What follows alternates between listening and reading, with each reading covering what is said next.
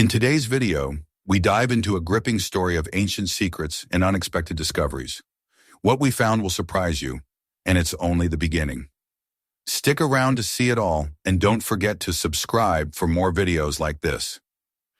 The heat settled over the plain before noon, turning the ground into a dull, shimmering mirror of pale dust. It was the kind of dry, empty land where even the wind seemed reluctant to linger, brushing past the tents of the archaeological camp only long enough to stir the edges of tarps and scatter grains of sand across the aluminum tables. Professor Anton Lukachev stood at the edge of the excavation pit with his notebook pressed under one arm, watching his team move through the familiar routine of another morning. This place, far from the cities, far from any traces of what archaeologists dream of, had seemed at first like nothing more than an administrative formality. They were here because the government wanted to build a road, and any construction of that scale required an archaeological inspection. He had expected pottery shards, perhaps the faint outline of an ancient fire pit, maybe a broken tool if luck favored them. Nothing more. The camp was simple but functional. A cluster of beige tents housed the team, with a larger tent used as a communal area for meals and discussions. A portable generator coughed to life every evening, providing a few hours of weak electricity. The days were predictable, the tasks repetitive. Yet there was a rhythm to fieldwork that Anton still cherished.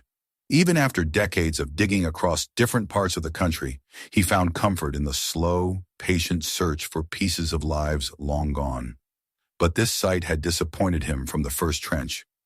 Layer after layer revealed nothing but sterile sand and the occasional fragment belonging to a settlement from only a few centuries ago. The workers, two locals hired for the season, had already begun referring to the place as the Dead Field, with neither malice nor mockery, just resignation. Maxim, the youngest member of the team and an enthusiastic graduate student, called out his usual cheerful greeting as he jogged toward the pit carrying a pair of shovels. His optimism had not yet been worn down by the monotony of the site, though Anton suspected that disappointment was creeping closer. Irina, their meticulous conservator, approached with a thermos tucked under her arm. Her pale face already carried traces of fatigue. The climate did not agree with her, yet she never complained. Work was work, and she treated every pot fragment with the same quiet reverence. The routine of the morning unfolded as always. They ate quickly beneath the shade of the communal tent, discussed the plan for the day, and dispersed to their respective areas. Anton walked the perimeter, reviewing the notes he had made the evening before. They had nearly completed the mandatory excavation grid. If nothing was found within the next few days, they would be packing up, sending their reports back to the institute, and handing the land over to the engineers. That thought left him with a faint ache. Not because he hoped for glory or sensational discoveries, those belonged to another era of archaeology, but because he feared the relentless march of development would swallow yet another piece of land before they could be sure it held no trace of history. Around mid-morning, the rumble of a truck engine approached from beyond the low ridge. A moment later, the large yellow excavator appeared, churning dust behind it as it rolled toward the grid. Anton sighed. He had delayed this as long as he could, resisting the builder's insistence to hurry the process. But the upper sterile layer was thick, and removing it by hand would take weeks they did not have. Heavy machinery could strip the top meter of soil in hours. As long as the operator was careful, the risk was minimal. When the machine came to a stop, Anton greeted the operator and reiterated the instructions. Shallow passes only, vigilance for stone or pottery, stop immediately at anything unusual. The operator nodded with the same polite impatience he had displayed during previous collaborations. They all knew their roles. The first sweep of the excavator passed uneventfully. Dust rose in clouds around the bucket as it scraped away the tough crust of the surface. Anton watched closely from the edge of the pit, occasionally signaling to slow down or adjust the angle. The sound of metal dragging across sand was steady, repetitive, dull, until the moment it abruptly changed. The sharp clang echoed unnaturally through the pit, metallic and hollow, nothing like the muffled grind of stone. The operator jerked the controls back instinctively, and the machine froze. For a few seconds, the entire team seemed suspended in silence. Anton's pulse quickened. Something was down there. He hurried to the pit as Maxim slid down the slope. Landing on the newly exposed soil, the young man knelt near the spot where the excavator had struck something and began brushing away loose sand with his hands. Within moments he paused, his expression shifting from curiosity to astonishment. "Professor, you should see this," Maxim called, voice hesitant and unsure. Anton descended carefully, feeling the vibration of anticipation in his fingertips. When he reached Maxim's side, he understood instantly why the young man had sounded breathless. Partially revealed beneath the disturbed soil was a curved, pale surface, unlike anything they had seen on this site. It was smooth and shaped in a way that made his stomach drop. It resembled a human toe. Not a miniature carved figure, not an abstract representation, but a remarkably detailed stone toe of a barefoot figure, complete with a sculpted nail, the natural swell of the joint, and the subtle indentation where skin would meet skin. It was larger than Anton's entire hand. Irina arrived seconds later, kneeling beside them with a soft gasp. Her fingers hovered above the stone, trembling slightly. "This can't be local," she murmured. "There's nothing like this in the region. Nothing at all." "No one makes statues like this here," Maxim added, as though afraid someone might contradict him. Anton swallowed, forcing himself to remain calm. The operator leaned out of the cab, squinting into the pit with curiosity, but wisely staying put. "We stopped the excavator," Anton said firmly. "All work from here is by hand." The hours that followed unfolded in a blur of concentration, sweat, and shared disbelief. The team moved methodically, using brushes, wooden picks, and small shovels to free more of the form.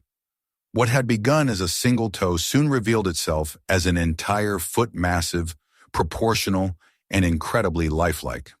The second foot emerged beside it, planted flat as though the figure had once stood proudly before being buried or collapsed into the earth. But the body did not rise upward as they might have expected. Instead, it lay horizontally, as though the figure were a fallen colossus or a deliberately placed recumbent statue. Anton directed the team with increasing urgency, his earlier resignation replaced by a quiet thrill. Irina cataloged each newly exposed feature, noting the precision of the carving, the deliberate shaping of musculature. The workers, initially skeptical, now moved with a reverence they had never shown before, their eyes wide as the limbs stretched out beneath the sand. By late afternoon, the lower legs, the draped folds of a carved garment, and the beginnings of the torso were uncovered. The scale was unlike anything Anton had ever encountered outside monumental sites of ancient kingdoms far from this region, and yet here it was, lying in a barren stretch of land with no historical record of such craftsmanship, no known culture that could have created something so monumental or so naturalistic. The carving technique puzzled Irina. The stone bore marks inconsistent with local tools, the polish was too fine, the lines too precise. The clothing resembled no traditional attire from the steppes. Everything about the figure whispered of foreign skill, foreign hands, foreign purpose. When they finally exposed the figure's chest and shoulders, Anton felt a faint shiver creep down his spine. A thin line ran horizontally across the chest, a subtle, perfectly straight seam, almost invisible beneath layers of sand. It was not a natural crack. It was something intentional, deliberate, a panel. "Professor," Irina whispered, her breath catching in her throat, "it looks like it was made to open." Anton leaned closer, tracing the seam with the tip of his glove. The stone was cool, smoother along the line than the surrounding surface. This was not damage nor erosion. It was a joint. The implications were dizzying. A hollow statue of this size? A mechanism? A compartment? His mind raced with questions, each one more improbable than the last. "Not a mechanism," he whispered. "A chamber." The day slipped into dusk, and yet none of them were willing to abandon the pit.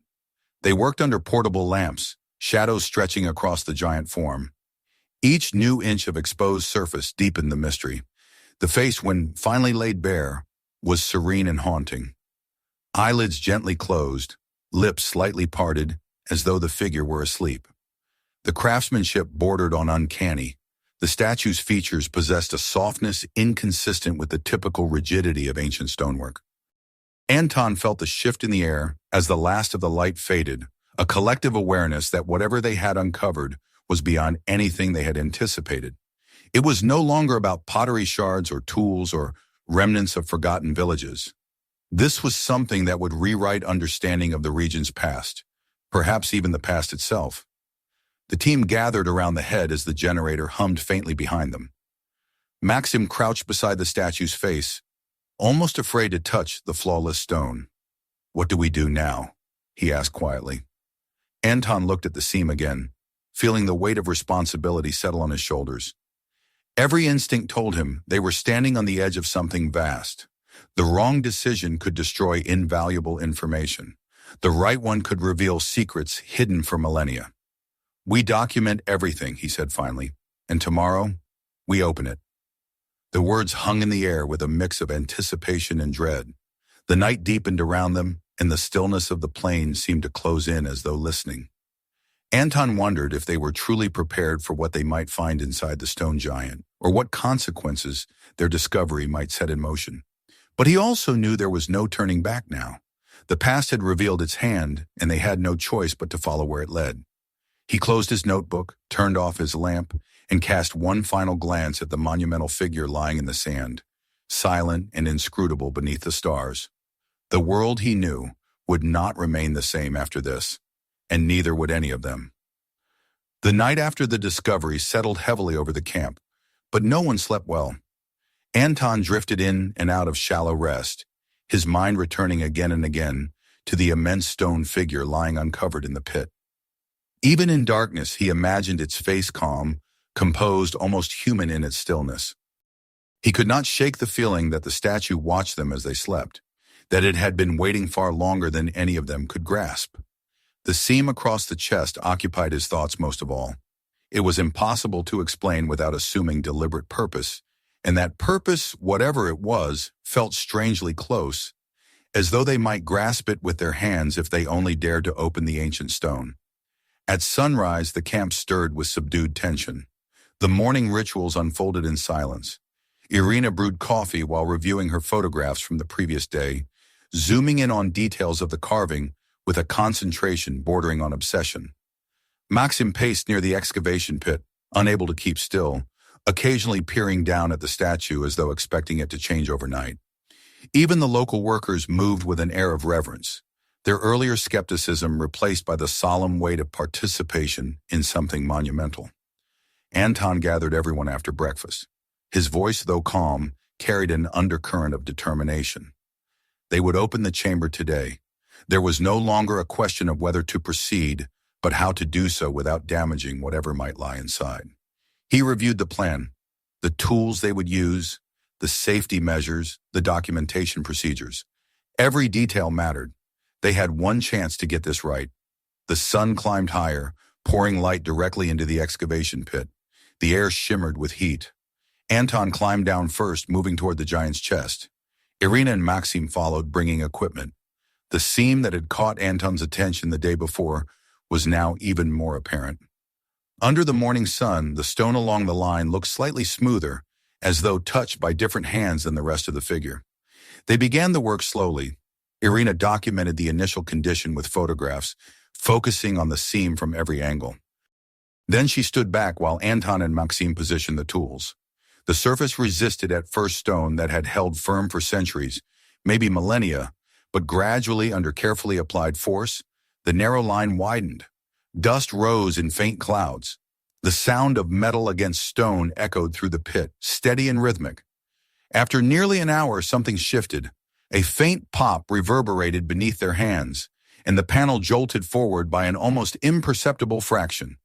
Maxim flinched in surprise, staring at the stone with wide eyes. "Did you hear that?" he whispered. Anton nodded, keeping one hand pressed against the panel. The air that seeped from the widening gap felt startlingly cool, as though preserved in the stone's embrace. It held no scent of decay, no harshness, only a faint dryness, brittle with age. Carefully, they worked the panel loose, letting it fall forward in a slow, controlled arc until it rested against a wooden support. Darkness stared back at them from the open chamber. Anton raised his flashlight and leaned closer. The beam cut through the interior gloom, revealing shapes, textures, and shadows that made his breath catch. Human bodies lay within the stone cavity. He froze, unable to speak. Even Irina, always composed, inhaled sharply as the light touched the contours of linen wrappings, darkened skin, and carefully arranged limbs. These were not skeletons disturbed by time. They were preserved astonishingly, disturbingly preserved. The chamber held them with a gentleness that suggested intention, not accident. There were 5 figures. They lay side by side, close yet not overlapping, each positioned with arms folded across the chest or placed straight along the sides. It was clear they had been laid to rest deliberately, with care, and they wore clothing, linen garments, jewelry, and ornamentation unmistakably of ancient origin. Maxim whispered something incoherent, perhaps a prayer, perhaps a plea. Irina crouched, raising her flashlight to better see the nearest figure. The skin was darkened and shriveled, stretched tight across the bones, but the facial contours remained. A headdress fragment clung to one skull. Gold glimmered at the wrists and necks of the dead. "Professor," Irina murmured, her voice trembling in awe and disbelief. These are ancient Egyptians." Anton felt a chill despite the heat pressing down from above. He could not deny what he saw. The amulets, the jewelry, the style of wrappings, everything pointed unmistakably to Egyptian origin. But the logical conclusion was impossible. They were thousands of kilometers from Egypt. There was no record, no rumor, no legend of Egyptians traveling this far north. And yet here they were, laid inside a stone monument carved with breathtaking precision by hands that could not belong to any culture known in this region. "How?" Maxim began, but his voice faded, swallowed by the impossibility of the sight before them. "It shouldn't be possible," Anton said under his breath. "And yet—" He stepped carefully inside the chamber, mindful not to disturb the fragile bodies. Each corpse bore signs of high status: gold ornaments, intricate amulets, delicate beadwork. One figure wore a collar of blue and gold faience, its surface faded but unmistakable. Another had a bracelet engraved with the falcon of Horus. Irina worked with trembling yet steady hands as she catalogued the details, her voice barely above a whisper. Then they noticed the object nestled between 2 of the bodies, a small wooden chest, its surface dry and cracked but intact. The box was made of cedar, an unusual material for this region, but common in ancient Egypt. A faint decorative pattern, now almost erased by time, ran along its edges. Anton hesitated only a moment before nodding to Irina. She approached the chest reverently and lifted the lid with cautious care. Inside, wrapped in faded linen, lay an array of golden objects, rings etched with symbols, bracelets formed of intertwined strands, a delicate diadem with a central stone the color of deep amber.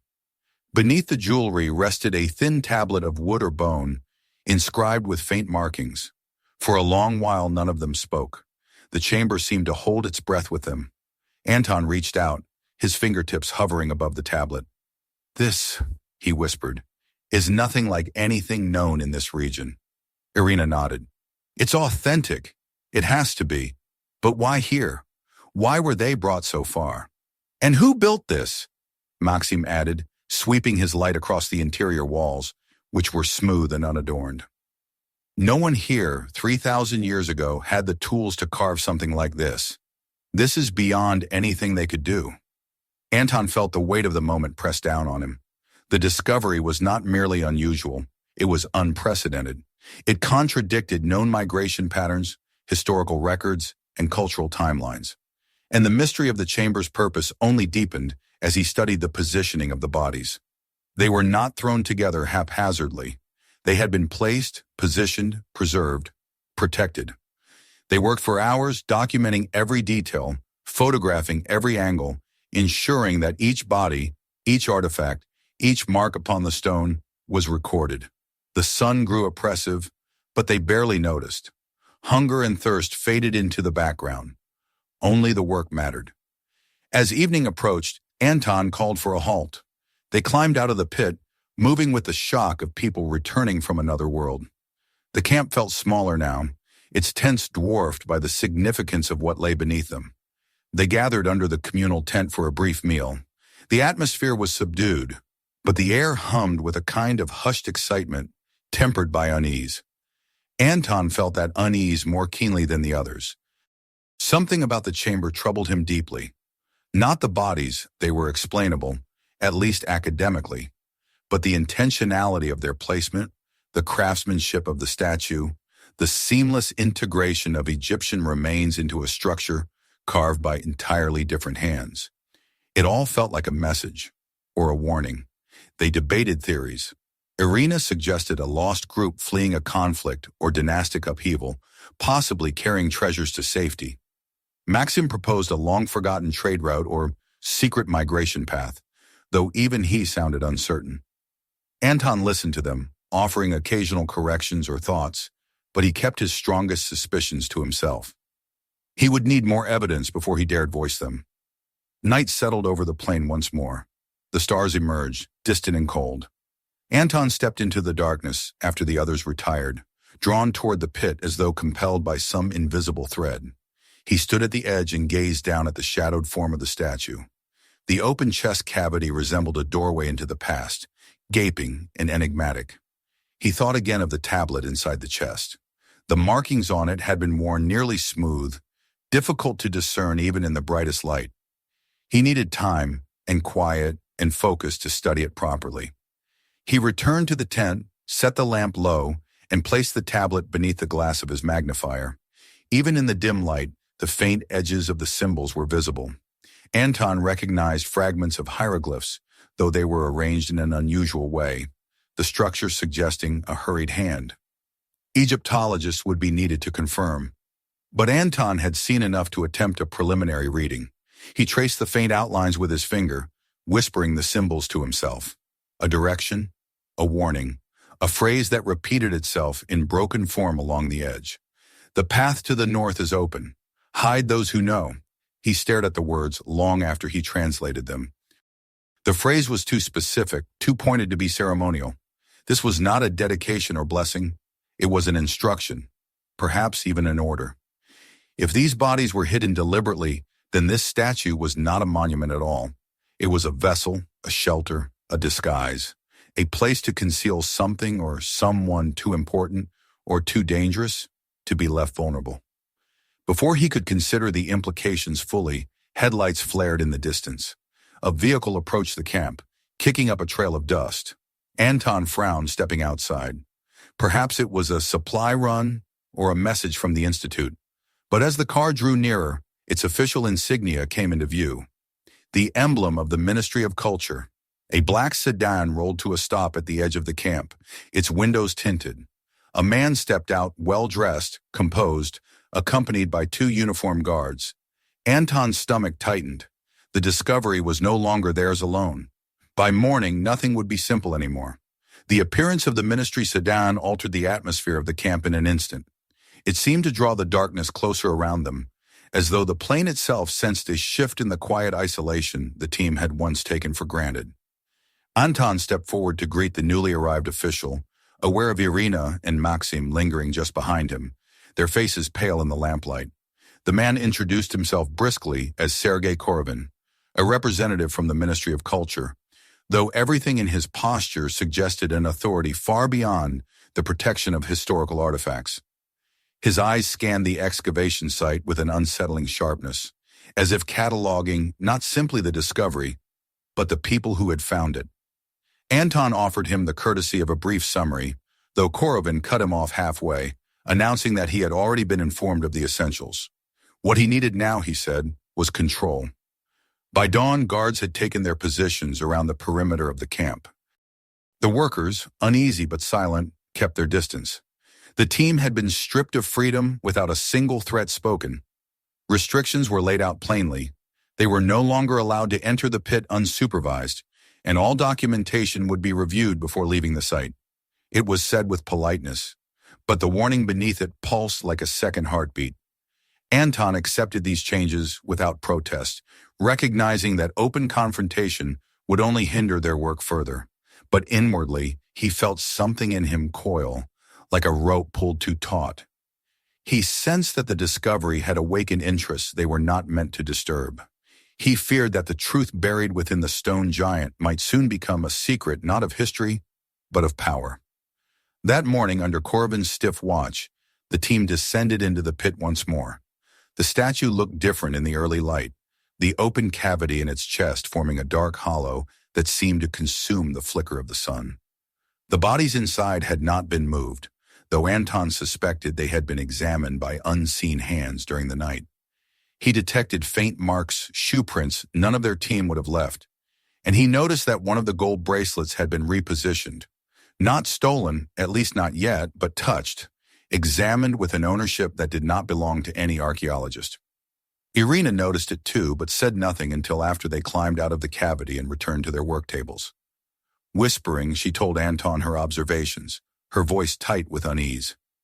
Maxim listened, clenching his jaw. He had never been good at concealing emotion, and anger flashed openly across his features. "They'll take everything from us," Maxim hissed. "Not just the credit, the meaning, the truth." Anton placed a hand on his shoulder to calm him. He understood the young man's frustration, but anger was a dangerous flame. If it burned too brightly, it would draw attention. They needed clarity, patience. There were deeper secrets layered beneath the obvious value of the artifacts. Anton knew it now more than ever. They spent the day laboring under Korovin's gaze, documenting the exterior of the chamber with redundant thoroughness. Anton instructed them to follow every rule meticulously, to avoid giving the ministry any reason to accuse them of misconduct. Meanwhile, he observed every detail, the shifting patterns of the guards, the curiosity in their eyes when they looked at the open statue, and the way Korovin hovered near the wooden chest whenever they uncovered its contents. The tablet remained central in Anton's thoughts. He wanted to study it further, to understand the message that had driven ancient Egyptians to travel so far. But the tablet was under lock and key now, stored in a metal case inside Korovin's personal tent. Anton could not ask for it without attracting suspicion. Instead, he relied on the fragmentary notes he had made the previous night, reconstructing the symbols from memory. It was not enough. He needed to see the tablet again. As the sun dipped low, bathing the plain in orange light, Anton returned to the edge of the pit. Armed guards paced around him but did not intervene. He was permitted to observe from above. He looked down at the statue, its massive form partly buried, partly revealed, like a secret, deciding whether to return to silence or speak fully at last. It was then he noticed the stone protrusion near the statue's hip. At first glance, it resembled a natural fragment or a misaligned part of the sculpture. But something about its angle and placement bothered him. It seemed too deliberate, too cleanly cut. The surface was smoother than the surrounding rock, exposed just enough to invite curiosity.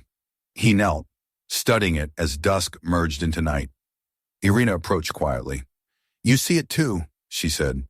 He nodded. "It looks like another structure, part of something larger." "Another compartment," she whispered. "Possibly." They exchanged a glance filled with unspoken possibilities. If the statue was not unique, if there were more chambers hidden beneath the sand, then their discovery was only the surface layer of a mystery that stretched beyond the capacity of any ministry official to contain. And if the first chamber carried 5 bodies with deliberate preservation and a warning to hide knowledge, then what might the next one hold?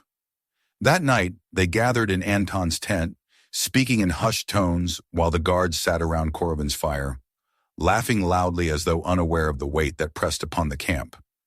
Anton shared his observations with Maxim and Irina. The protrusion could mark another sealed chamber, one perhaps connected to the first. The possibility electrified them. It also terrified them. Korovin would not welcome this revelation. To him, the discovery was a commodity, not a story waiting to be pieced together. Revealing another chamber could place them under even harsher scrutiny or lead to the complete removal of the archaeological team. "They'll bury it," Maxim said bitterly, "or worse, claim it as their own before anyone else can understand it." Irina nodded. "We need more time, at least until we confirm what it is." Anton leaned back, folding his hands to still their trembling. His mind churned. They needed a plan, a way to move forward carefully without provoking a response that could jeopardize the excavation entirely. He thought of the tablet, of the phrase carved into its edges, "Hide those who know." The ancient message, as vague as it was, echoed a warning that now seemed eerily relevant. Secrets, once unearthed, had a way of drawing those who would exploit them, and the past was no safer in the hands of the living than it had been in the hands of those long dead. The next day began with tension coiled tightly in every member of the archaeological team. Anton continued with the task assigned by Korovin, all the while keeping a discreet eye on the protrusion at the pit's edge. He hoped the guards overlooked it, and for a time, it seemed they did. Their interest remained fixed on the open chamber, on the gold glimmering within. But by midday, Anton noticed wheels tracks in the sand leading toward the pit, fresh, parallel, too wide to belong to any of their equipment. He followed them discreetly. They led to the edge of the excavation site, then looped behind a dune where a section of ground appeared recently disturbed. He knelt, tracing the tire marks with his fingers. Someone had been transporting something during the night, and the movements were too purposeful, too secretive to be casual actions of the camp's workers. When he returned to the pit, the gold bracelet he had noticed the day before was missing entirely. Irina's face paled when she realized it. Maxim cursed under his breath, earning a sharp glance from one of the guards. Korovin denied any knowledge of missing artifacts, suggesting that the team must have miscounted. But the cold gleam in his eyes told Anton otherwise. The official was harvesting what he believed valuable. Whether for personal gain or political leverage, Anton did not know.